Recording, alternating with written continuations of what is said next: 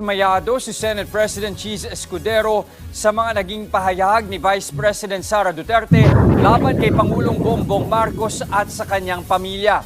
Giit naman ng ilang kongresista, itigil na ng bise ang anilay pagiging asalbata. Kaya nga, asal bata, hindi ka ba? Uy, Sara, asal bata? Hindi ka ba nahiya? Kongresista at senador na yung nagsasabi sa'yo, ha? Hindi na vlogger na tulad ko. Senador, oo, kongresista ang nagsasabi at nagsasalita. Baka naman makinig ka na.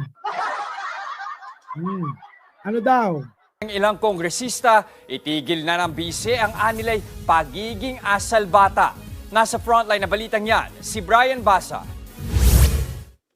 Puputulin daw ang ulo ni Pangulong Bongbong Marcos.